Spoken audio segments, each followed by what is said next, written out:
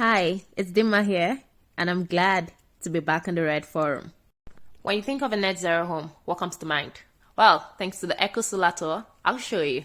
Okay, so this is me in a net zero house. I am asking so much questions. If there are some modifications that you did at any point to help, I would appreciate to know. Okay. So, Sure. Yeah, I can do the full thing. Okay. So the main way that this works is that it uses something called passive concept. Okay. So what that means is all the main windows are facing south right now because that's where the sun is. And the entirety of the house is calculated to change how sun enters the space between winter. So this is 1,400 square feet per unit, 700 a floor. Okay. It's 2 bedrooms, 2 bathrooms, and then the living space and kitchen. Okay. And this is the bathroom in here. So there's a chandelier. So then in here is the mechanical system. Okay. So those are AC/DC converters for the panel system to transfer the energy to the type it needs to go on the grid. Okay. That little orange box to the left of our panel, that's the monitoring system that I showed you. That's what fits into your phone. Yeah. Okay. And it's really, really simple to hook up. It's literally 2 little clamps like this. They go over top of the wires, and then they just measure the polarity and the output of electricity. Okay. Everything else is computerized. So anybody could set that up themselves in their panel system. Okay. This is a heat pump hot water tank, so it uses a heat pump to produce hot water. Okay. It's more efficient than using electricity. This is an HRV system.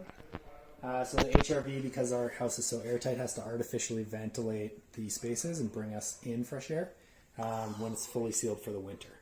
So for 20 minutes every hour, it brings in fresh air. Cycles that past itself, like the outgoing warm air, and preheats the air that's coming in using the air that's going out, so it can save as much energy as possible. And then all the vents in the space are planned so that anywhere that's heat producing, it's taking the heat and heating other parts of the house that aren't heat producing. Dryer doesn't vent outside, it vents into the space, and then we use it in the space to heat the space. So you're not So everything is going around in a circle, basically. Exactly. Then this from here down is actually foam in the walls. Yeah, underneath behind us, there's actually foam with steel punched into it. Because carbon, so on top of actually calculating how much energy and greenhouse gases we're producing during running, we're doing it for actually building the house as well.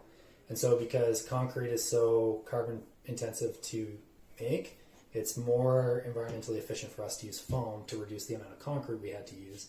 And then from here up, it transfers to wood and blown cellulose, which is like a carbon-based. And those are all basically structured, so if you had a stud and those 3 studs, they wouldn't touch, they'd be separated like this, so you can get a thermal break between the 2 studs. Trying to make it more efficient where like wood is more thermally conductive. It takes heat and moves it from here to here better than the insulation would, so you don't want those to touch because then there's a break where the heat no longer transfers between those thermally conductive materials. 2 inches of concrete.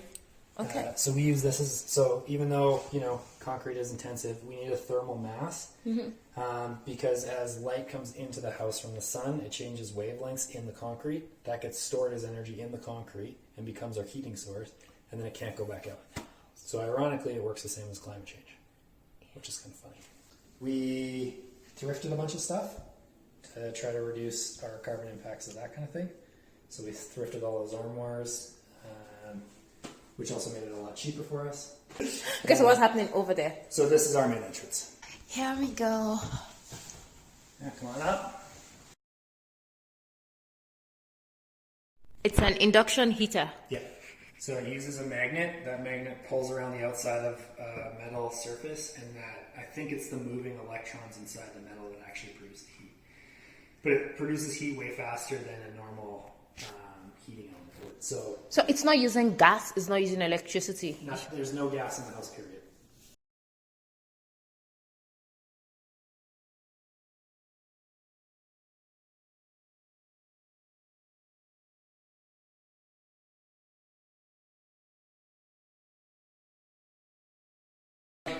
Yeah, I think you should try to build in some sort of energy efficient manner too.